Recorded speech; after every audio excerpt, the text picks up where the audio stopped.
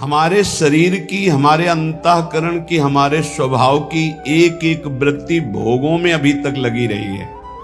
बहुत ध्यान से सुनने योग्य है। समस्त संसार के प्राणी जितने भी हैं उन सब में भोग प्रधानता है। काम से उत्पन्न हुए सबके अंदर काम चेष्टा है, चाहे वो चींटी से लेकर के ब्रह्मा तक कोई न हो।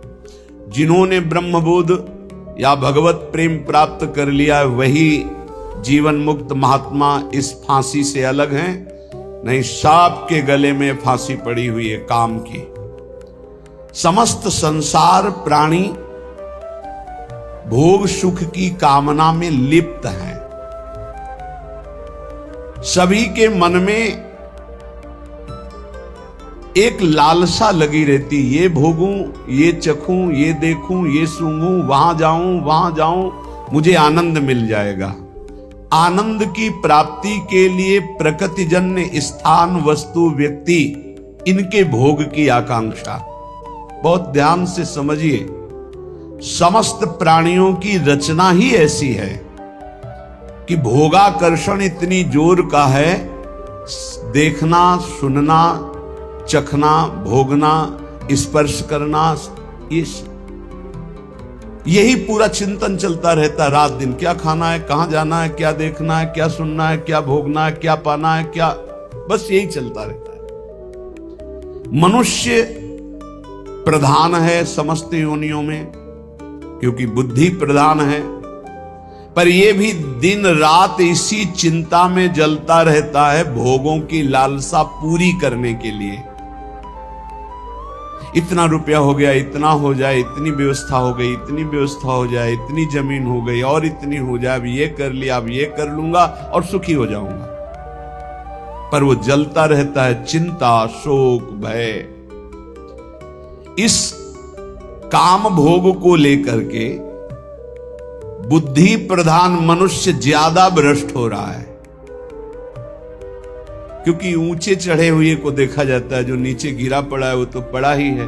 अन्य योनियां तो मूढ़ता प्रधान है, पर मनुष्य योनि बुद्धि प्रधान है। इसमें विवेक जागृत करके परमात्म तत्व का साक्षात्कार करने की योग्यता है।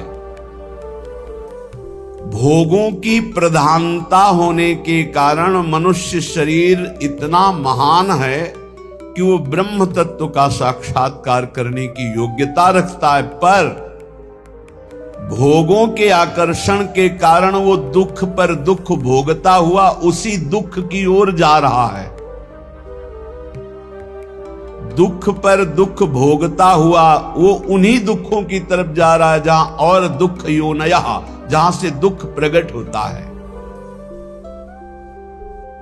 यह भोग कामना मनुष्य में जो दिव्य शक्तियां हैं, जो दिव्य ज्ञान है, बहुत ध्यान देने योग्य बात है। मनुष्य में जो दिव्य शक्तियां हैं, दिव्य ज्ञान है, दिव्य आनंद है, उसको ये भोग वासना ढक देती है। तीन प्रकार से ढकती है।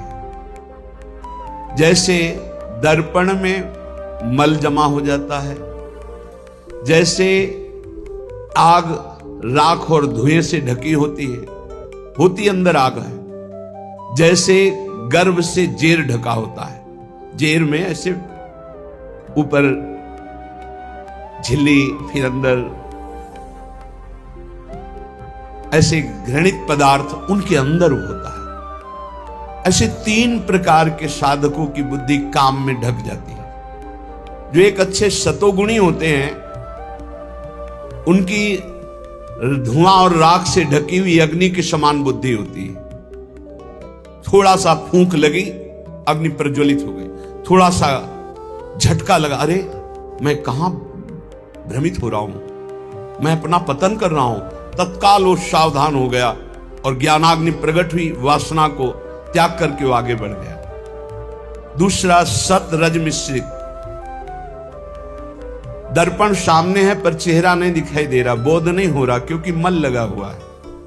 उसके लिए विशेष सत्संग की आवश्यकता है। जब बार बार सत्संग सुने तब उसको चेतना जागृत होती है, अरे मैं गलत हूं, मैं गलत मार्ग में जा रहा हूं। जे भी ऐसे फेरा गया हाथ, मल हटा से प्रतिबिंब दिखाई देने लगा। ऐसे ही जे भी उसको सत्संग के द्वारा विवेक हुआ, उसने वासना का त्याग किया, शुद्ध ज्ञान जागृत हो गया। तीसरा, जैसे वो जेर में ढका हुआ गर्भ, सत्य क्या है असत्य क्या है बिल्कुल बोध नहीं। इनके लिए बहुत काल सत्संग की जरूरत है। जब बहुकाल करी सत्संगा तभी हो सब संशय भंगा। जब बहुत काल सत्संग होता तब इनको चेतना जागृत होती है, अरे मैं गलत हूं। नहीं, काफी समय तो सत्संग करते हुए भी असत आचरण होते रहते हैं। जब सत्संग बहुत काल किया जाता है तो श्रवण मात्र से हृदय पवित्र होता है। जब हृदय पवित्र होता है तब चेतना जा रहे मैं कहां भ्रमित हो रहा हूं। वो काम भोग वासना के कारण अपने ज्ञान को ढका, अपनी शक्तियों को भूला हुआ, अपने आनंद स्वरूप को भूला हुआ, जहां अधिक दुख भोगना है उसी भोगों की तरफ बढ़ता जाता है। काम कलुषित हृदय इस विष को अमृत मानकर खाने के लिए ललचाने लगता है। ये काम तब हटाना मुश्किल बन जाता है जब पवित्र प्रेम का रूप इसे दिया जाता है। पवित्र प्रेम का नाम इस जब भयानक मलिन आचरण काम को दिया जाता है तब यह हटना मुश्किल हो जाता है। कांच और हीरा देखने में एक जैसा दिखाई देता है, पर दोनों में महान अंतर होता है। एक 10-20 रुपया का मिल जाएगा इतना, और एक करोड़ों का बिकता है हीरा, और उसकी पहचान केवल जौहरी जानता है। पहचान होती एक घन का प्रहार करो कांच चकनाचूर हो जाएगा, और हीरा ज्यों का त्यों चमकता हुआ वैसे ही रहेगा। ऐसे ही काम और प्रेम में अंतर है। काम सुख वांछा, जहां प्रतिकूलता है तो चूर चूर हो जाएगा वो, और प्रेम प्रतिकूलता में निखार आता है। कोई असली प्रेमी ही पहचानता है कि प्रेम किसे कहते हैं और काम किसे कहते हैं। बिरले ही कोई होते हैं जो प्रेम को जानते नहीं तो काम को ही प्रेम मान लेते हैं।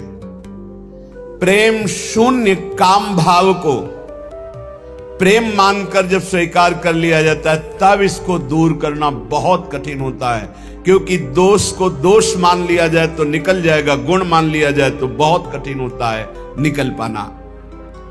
काम अंधा होता है, प्रेम निर्मल तेजोमय भास्कर के समान होता है। जैसे अंधा मनुष्य कम से कम अपने को तो जानता है, लेकिन कामांध पुरुष तो अपने को भी नहीं जानता कि मैं क्या करने जा रहा हूं, क्या कर रहा हूं, क्यों कर रहा हूं, इसका परिणाम क्या होगा, वो इसे नहीं जान पाता।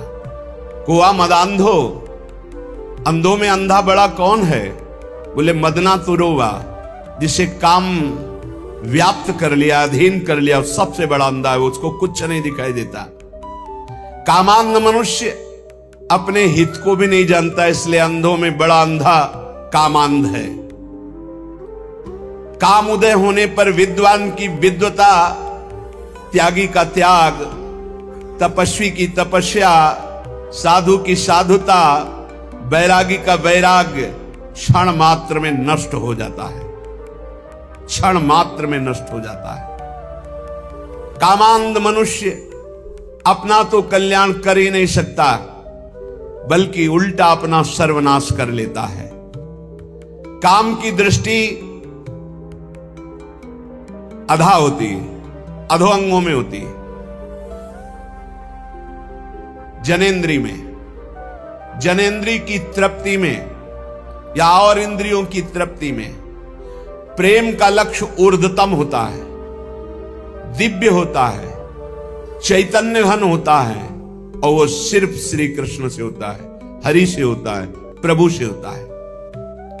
काम आत्मबंधन, प्रेम जीवन मुक्तता, प्रेम से दिव्य भगवदानंद का दुर्लभ आस्वादन मिलता है। काम प्रतिपल हृदय को जलाता रहता है, शरीर की शक्ति को क्षीण करता रहता है, किसी भी काम में मन न लगना, कोई भी कार्य सुचारू पूर्वक न होना, ये बहुत दुर्गति कर देता है। कामेर तात्पर्य निज संभोग केवल, कृष्ण सुख तात्पर्य प्रेम तो प्रबल। लोक धर्म वेद धर्म देह धर्म कर्म, लज्जा धैर्य देह सुख आत्म सुख मर्म। सर्व त्याग करिए करे कृष्णेर भजन, कृष्ण सुख हेतु करे प्रेमेर सेवन। अतएव कामे प्रेमे बहुत अंतर, कामंदतम प्रेम निर्मल भास्कर। जब मनुष्य की कामना शरीर में केंद्रित होती कि शरीर भोग कर सुखी होऊंगा, उसका ज्ञान ढक जाता है, उसकी दिव्य शक्ति ढक जाती है, उसका आनंद ढक जाता है और बड़ा नीच होता चला जाता है वो। और जब सत्संग के द्वारा हमारी चित्त वृत्ति केंद्रित होती परमात्मा में, प्रभु में, श्री कृष्ण में, श्री हरि में, प्रियाजू में, तब वो दिव्य प्रेम बनता है। प्रेम शब्द केवल भगवत चरणारविंद में जुड़ने से होगा। संसार में प्रेम नहीं होता, काम होता है, राग होता है, मोह होता है, आसक्ति होती है। जिस उपासक को निजेंद्रिय तृप्ति की इच्छा जागृत रहती है, ये खा लूं, ये भोग लूं, ये देख लूं, ये सुन लूं, वहां चला जाए, वहां का खाया जाए, ऐसा किया जाए, वो भोग सुख कामना जितनी बढ़ती चली जाएगी उतने वो राक्षस होता चला जाएगा, पशुता आती चली जाएगी, आसुरी भाव बढ़ता चला जाएगा, उसमें वो जान नहीं पाएगा आसुरी भाव, उतना ही वो निकृष्ट होता चला जाएगा। और जितना भोग सुख कामना का त्याग होता जाएगा उतनी शांति आती जाएगी। त्यागात शांति निरंतरम। और शांति में चिंतन जो होता है, फिर सही दिशा हम निर्णय कर पाते हैं जब हृदय शांत होता है। शांत कब होता है? त्यागात शांति निरंतरम। जब भोगों के सुखों का त्याग, तो तत्काल शांति हृदय में, और उस शांति से वो फिर भाव दशा की तरफ बढ़ता है। वो उतना ही महान होता जाता है जो जितना काम सुख का त्याग करता जाता है। जो शरीर भोग सुख को सर्वथा भूल करके एकमात्र परमात्म चिंतन में रमा रहता है, उसे ही महापुरुष कहते हैं। महापुरुष कौन है? जो मदन सुख, जो मोहाशक्ति और जो मद, तीनों पर विजय प्राप्त किए हुए, तीन मकार पर जो विजय प्राप्त किए हुए महापुरुष है। जो काम विजयी है, जो अहंकार विजयी है, और जिसकी कहीं भी मोह ममता नहीं है, एकमात्र प्रभु श्री हरि में, वही महापुरुष है। जो निरंतर भगवदाकार वृत्ति में डूबा हुआ है, शरीर सुख छोड़कर, वही महापुरुष है। जिनका आत्मसुख सदा सर्वदा प्रभु के सुख में परिणित हो जाता है, उन महापुरुषों द्वारा जगत का कल्याण अपने आप प्रारंभ हो जाता है। वो जगत बंदनी, उनकी तुलना में कोई भी तपस्वी या कोई भी नहीं हो सकता। जो निरंतर भगवान के चिंतन में डूबे हैं, शरीर सुख के त्यागी हैं, उन महापुरुषों के द्वारा जगत मंगल स्वयं होता है। उनको संकल्प नहीं करना पड़ता, उनकी बराबरी कोई नहीं कर सकता। जो प्रेमी जन होते हैं, वो इष्ट सुख प्राणा होते हैं। अपने इष्ट के सुख में निमग्न रहने वाले, अपने इष्ट को प्राण समर्पित करने वाले, जैसे भगवान श्री कृष्णचंद्र जो गीता में कहते, मदगत प्राणा, मच्चित्ता मदगत प्राणा बोधयंता परस्परम। जो मेरे में सदैव चित्त लगाए हुए हैं और मेरे को प्राण समर्पित कर दिए हैं। अब जीने मरने की परवाह नहीं, अब भूख प्यास की परवाह नहीं, अब दुख सुख की परवाह नहीं, क्योंकि मेरे प्राण प्राणनाथ को समर्पित है। उनका सहज सुख हो जाता है भगवदानंद। जैसे अभी सहज सुख है विषयानंद, हमारी वृत्तियां सहज में विषयानंद में जाती है। ऐसे उन महापुरुषों का सहज चिंतन, सहज आनंद भगवदानंद होता है। वेद धर्म, देह धर्म, लोक धर्म, लोक की लज्जा, देह सुख, आत्म सुख, परिवार सुख, आर्यपथ, धन के द्वारा प्राप्त सुख, ये सब का त्याग हो जाता है। एकमात्र केवल प्रभु, अपने आराध्य देव, प्रिया प्रीतम, श्यामा श्याम। जब तक उपासक के हृदय में लोक की परवाह है, परलोक की परवाह है, वैदिक सिद्धांतों की परवाह है, भोग मोक्ष की परवाह है, तब तक अभी प्रेम रण क्षेत्र में वो नहीं उतरा। जो प्रेम क्षेत्र में उतरता है, न लाज तीन लोकन की, न वेद को कहो करे, न शंख भूत प्रेत की, न देव जच्छते डरे, सुने न कान और की, दृश्य न और इच्छना। जो अपने इष्ट देव के लिए सर्वस्व का त्याग करके, निज सुख का विस्मरण करके केवल इष्ट सुख में तन्मय हैं, उन्हीं को प्रेमी कहते हैं। उन्हीं को प्रेमी कहते हैं। इस शरीर सुखों को प्रेमी नहीं कहते। निज सुख कामना को जब प्रीति रस की उपाधि दी जाती है, तब वो मलिन हो जाती है। जहां निज सुख कामना, हे प्रभु मैं आपकी आराधना करता हूं, मेरा काम ये पूरा हो जाए, मेरी ये चाह पूरी हो जाए, मेरा ये मेरा ये मेरा ये, तो प्रभु तुम्हारे हैं ही नहीं। प्रभु से केवल काम करवाने की बात कर रहे हो, अपने को प्रभु का प्रेमी कहलाते हो।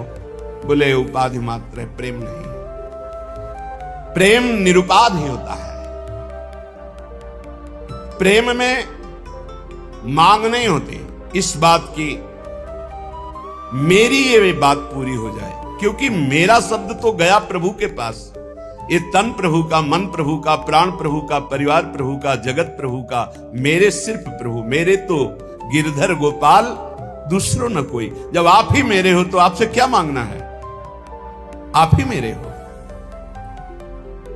तो प्रश्न बनता है, क्या ऐसे निरुपाधि प्रेमी में भगवत दर्शन की भी लालसा नहीं होती? क्या अपने इष्ट के दर्शन की चाह करना भी प्रेम में कलंक है या बाधा है? क्या उनकी सेवा सुख में निमग्न होना भी बाधा है? सेवा करते हुए सुखी होना, उनके दर्शन की चाह रखना, उनसे मिलन की आकांक्षा रखना, क्या यह भी प्रेम में बाधा है? बोले नहीं। तो इसमें फिर आ जाता है ना अपना सुख, कि प्रभु को देखकर मुझे सुख होता है, प्रभु की सेवा करके मुझे सुख होता है, तो हम तो सुख ले रहे हैं ना, तो तत्सुख कहां हुआ? बोले नहीं। बड़ा सूक्ष्म वर्णन किया है। जब उपासक उपासना में तन्मय होता है, तो उपास्य देव के मिलन की प्रबल आकांक्षा जगती है। ये उपासना का रंग है, और इसे कामना नहीं कहते। इसे कामना नहीं, प्रभु के मिलन की चाह बंदनीय है, और जगत की वस्तु व्यक्ति स्था की चाह ये निंदनीय, ये त्याज्य है, ये बंदनीय है। तो इसमें स्वसुख तो होता ही है, प्रभु को देखकर भक्त को सुख होता है, फिर हां होता है, पर उससे कई गुना बढ़कर प्रभु को सुख होता है। प्रभु को सुखी देखकर वो उपासक और सुखी होता है, या सुख की होड़ लगी रहती है, तत्सुख की होड़ लगी रहती है। एक हृदय में महान उल्लास, मेरे प्रभु कब मिलेंगे, कब मिलेंगे, इसे विरह कहते हैं। ये प्रेम का स्वरूप है। ये चाह अचाह स्थिति से भी ऊपर की है, अचाह स्थिति से ऊपर की स्थिति है। कब मिलोगे प्यारे, कब मिलोगे? मिले हुए भी बार बार मिलन में एक नवीन मिलन, एक नवीन मिलन की चाह। जब उपासक उपास्य देव को देखता है, तो उपास्य देव को देखने में जो उसे सुख होता है, उस सुख को देखकर उपास्य देव के हृदय जो आनंद समुद्र है उनमें उफान आता, उनको सुखी देख करके उपासक का और सुख बढ़ता है। ये सुख बढ़ता ही रहता है निरंतर। उनका रूप लावण्य, इनकी प्यास जैसे जैसे बढ़ती वैसे वैसे रूप लावण्य बढ़ता है। ये कामना नहीं है, ये निष्कामता का फल है प्रेम। ये समुज्वल सुमधुर आनंद ज्योति प्रसरित उपासक जब अपने आराध्य देव को देखकर आनंदित होता है तो ये देखकर आराध्य देव और आनंदित होते हैं। आराध्य देव को आनंदित देखकर उपासक और आनंदित होता है। आनंद की वृद्धि अनंत काल तक चलती रहती है।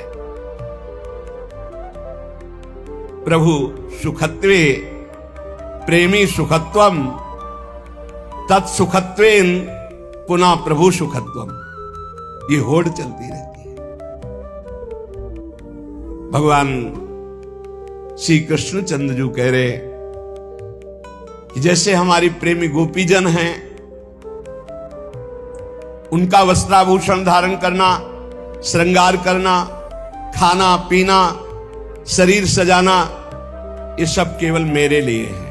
ऐसे प्रेमी का खाना पीना, शरीर सजाना, जीवन धारण करना, ये केवल अपने प्रीतम प्रभु के लिए है। निजांगमपि या गोप्यो ममेति समुपासते ताभ्या परम न मे पार्थ निगूढ़ प्रेम भाजनम।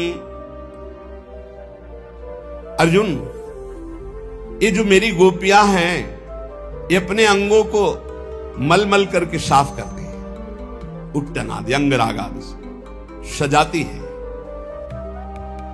किस लिए? मेरी सेवा के लिए। मेरे निगूढ़ प्रेम पात्र गोपियां हैं। तो प्रेमी अपने देह की रक्षा करता है, वो ये मान के नहीं कि ये मेरी है, नहीं, ये प्रभु की धरोहर है, प्रभु की सेवा पात्र है। प्रेमी अपने शरीर को सजाता है। जा रहा हूं सेवा में इस समय, तिलक रचना, चंदन रचना, अपनी प्रसादी की सब धारण करके फिर प्रभु की सेवा में। इलायची मुख में है प्रसादी कि कहीं मुख की दुर्गंध ना हो। इत्र शरीर में प्रसादी छिड़का हुआ, सज धज करके प्रभु की सेवा में जा रहा है। श्रृंगार सज्जा पहले अपनी, फिर श्री जी की प्रसादी से अपने को सजाकर पावन होकर।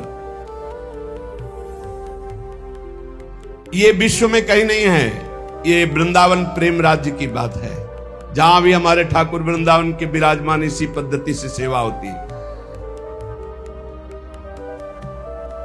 ऐसे ही त्रिमल करके वस्त्र पर देखा है पूज्य जनों को।